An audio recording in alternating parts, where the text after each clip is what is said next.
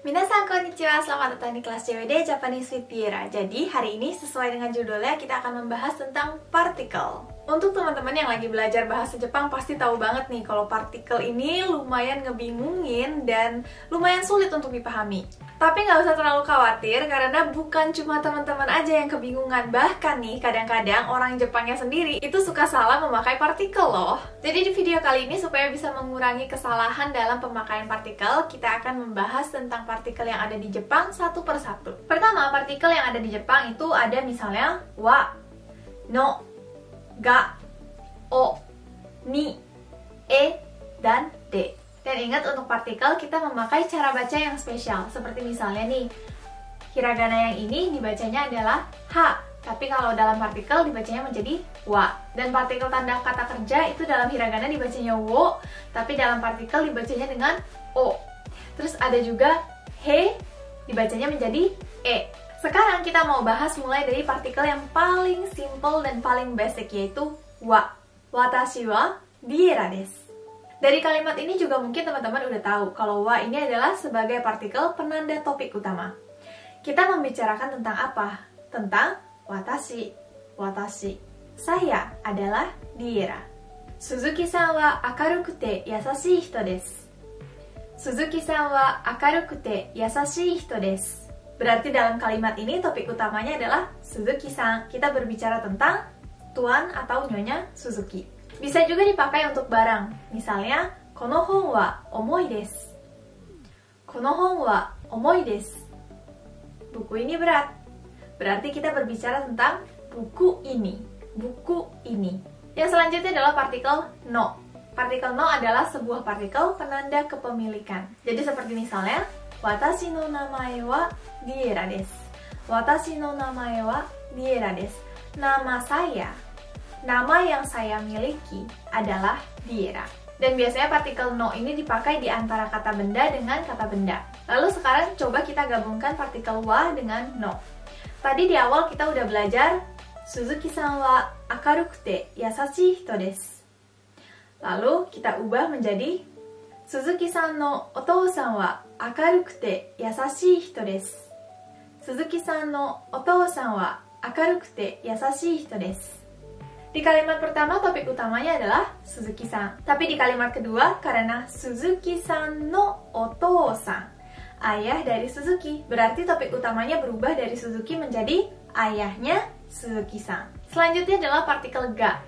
Banyak yang suka ketukar partikel ga dengan wa. Partikel ga ini secara garis besar kita bisa bagi menjadi dua fungsi. Yang pertama adalah lebih menspesifikasi topik. Misalnya, watashi wa neko ga suki desu. Watashi wa neko ga suki desu. Jadi kita berbicara tentang saya dan hal yang lebih spesifik tentang saya. Contoh lainnya, kono ie wa mado ga ooi desu. Kono ie wa mado ga ooi desu. Kita berbicara tentang rumah dan hal spesifik tentang rumah ini adalah jendelanya banyak. Lalu partikel ga juga bisa dipakai untuk sesuatu yang tidak kita kontrol. Seperti misalnya, ada kucing di dalam ruangan, dan bukan kita yang masukin kucing itu ke dalam ruangan. Jadi kita bilang, neko ga imasu. Neko ga imasu. Atau misalnya ada Suzuki-san di dalam ruangan. Suzuki-san ga imasu. Suzuki-san ga imasu. Neko dan Suzuki-san ini ada di dalam ruangan itu ya karena kemauannya sendiri dan tidak kita kontrol. Oleh sebab itu, kita harus memakai partikel ga. Sama halnya seperti misalnya kita melihat nyamuk. Kagaimasu. Kagaimasu. Karena nyamuknya itu datang dengan sendirinya. Atau misalnya ada pintu yang nggak sengaja terbuka karena angin, bukan karena kita yang buka. Maka kita bisa bilang, doa ga akimashita. Doa ga akimashita. Yang selanjutnya adalah partikel o. Jadi partikel o ini bisa dimaksudkan sebagai dua hal. Yang pertama adalah penanda kata kerja, alias partikel yang dipakai ketika kita melakukan sesuatu. Dan yang kedua adalah pada saat kita melakukan sesuatu atas dasar kemauan kita sendiri. Jadi kita langsung lihat aja contohnya supaya lebih paham. Watashi wa gohan o tabemasu. Watashi wa gohan o tabemasu. Saya makan. Makan dalam dunia kosakata adalah sebuah pekerjaan. Pekerjaan yaitu makan. Ditambah, makan ini atas dasar kemauan saya sendiri. Oleh sebab itu, saya memakai partikel o. Sama halnya seperti misalnya, Okasan wa hon o kaimasu. Okasan wa hon o kaimasu. Yang membeli buku adalah okasan. Okasan membeli buku atas dasar kemauannya sendiri. Maka kita memakai partikel o. Lalu ketika kita buka pintu atas dasar kemauan kita sendiri, kita bisa bilang doa o akemashita. Doa o akemashita. Nah, tadi di partikel ga kita udah belajar doa ga akimashita.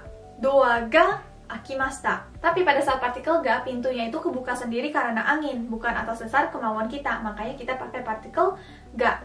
Tapi kalau di partikel o, karena atas dasar kemauan kita sendiri, maka kita pakai partikel o. Nah, teman-teman mungkin juga udah ngeh ya kalau kata kerjanya ini sedikit berbeda.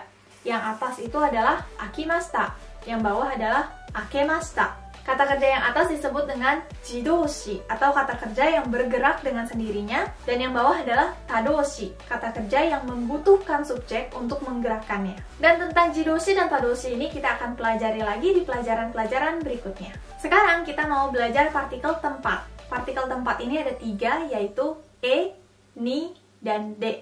Kenapa saya bilang ini adalah partikel tempat? Ini karena rumusnya semuanya sama. Pertama dari noun yang berupa tempat, lalu partikel, lalu kata kerja. Kalau partikel e ini menandakan perpindahan tempat. Dan karena perpindahan tempat, kata kerja yang paling cocok adalah ikimasu. Ikimasu. Maka kita bisa bilang gakkoe ikimasu. Gakkoe ikimasu. Saya pergi ke sekolah. Perpindahan dari rumah ke sekolah. Kalau partikel ni ini menunjukkan sebuah kondisi atau tempat kalian berada. Jadi kata kerja yang paling cocok adalah imasu. Imasu. Tokyo ni imasu. Tokyo ni imasu. Lalu untuk partikel D adalah sebuah pekerjaan yang kita lakukan di tempat tersebut. Tokyo de tabemasu. Tokyo de tabemasu. Saya makan di Tokyo. Jadi partikel E, ni, dan D ini dipakai sesuai dengan apa yang mau teman-teman bicarakan. Kalau teman-teman mau bilang, saya melakukan sesuatu di suatu tempat, maka pakai D. Tapi kalau teman-teman cuma mau mengekspresikan perpindahan tempat, bisa memakai E. Tapi kalau teman-teman mau bilang, saya berada di suatu tempat, teman-teman bisa memakai ni. Tapi ada satu hal spesial tentang partikel ni. Karena partikel ni ini juga sebenarnya bisa dipakai ketika kita mengungkapkan perpindahan tempat seperti E. Jadi dengan kata lain, kita bisa mengubah partikel E menjadi ni. Gakko ni ikimasu. Gakko ni ikimasu. Itu juga benar.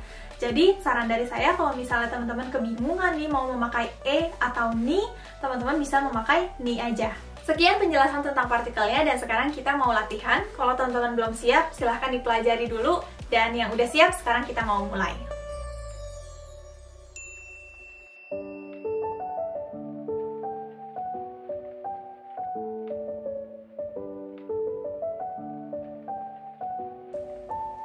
Rinさんはリンゴが好きです。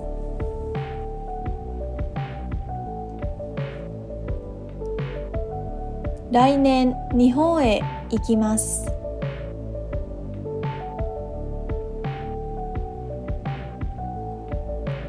公園で遊びます。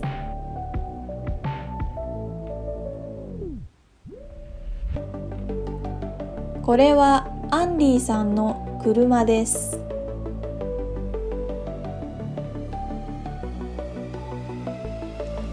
音楽を聴きます。